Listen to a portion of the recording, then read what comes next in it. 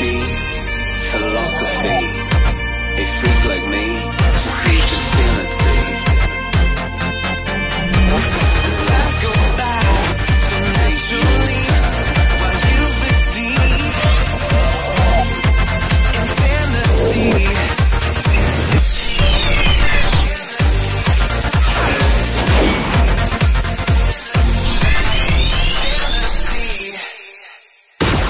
The Sims community is very different, so I don't know how many people have gone onto the internet recently, but it's not always the most friendly place. You know, people can speak their mind and perhaps be a little more aggressive because it's anonymous. And there are a lot of communities out there that are fairly negative. But the Sims community it's a very refreshing place because it's mainly positive. It's about me sharing my creation with you and you looking at it and commenting on it. And so it's more like a circle of artists, if you like, which is, you know, artist communities tend to be very healthy because everybody's making something, and it's when you look at somebody else's creation, you want to make something else. And so you get that wonderful cycle of creativity and people making each other happy because they're enjoying the whole process. The community is always telling us what they want, and our job is to filter that in such a way, and I think we've done that pretty well all these years.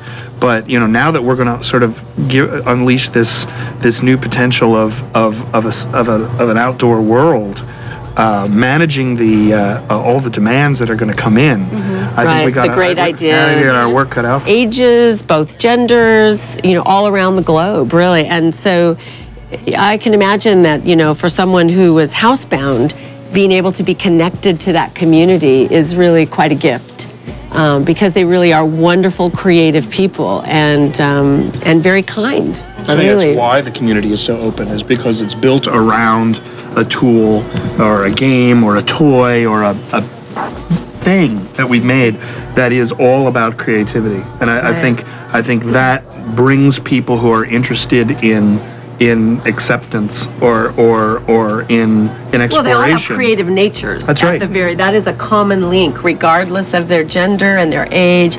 People who experience The Sims and spend time with The Sims are really creative people, and I think that's the commonality of everyone who spends time in our communities.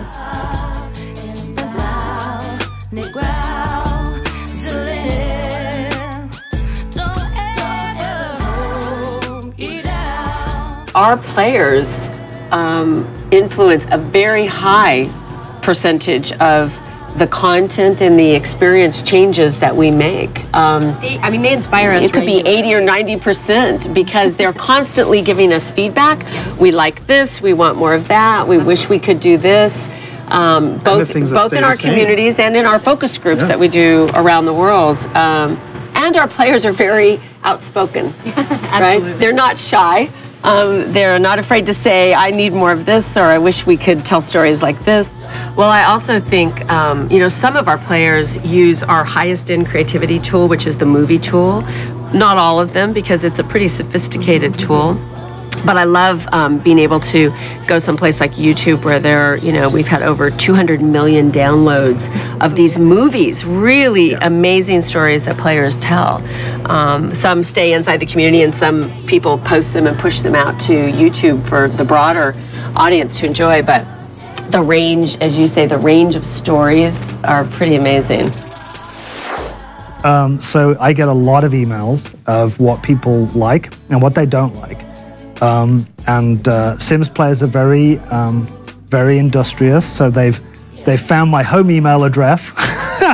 They've been kind enough to contact me there, which is nice, as well as my work email. They tell us every single day. They get particularly frustrated about things that they don't like, and they want to make sure that I'm going to talk to the executive producer and get it changed. A lot of the things in the community players just make and they share with other players, and that's a service that we support with our exchange. So a player can upload something and then any other number of players can download it.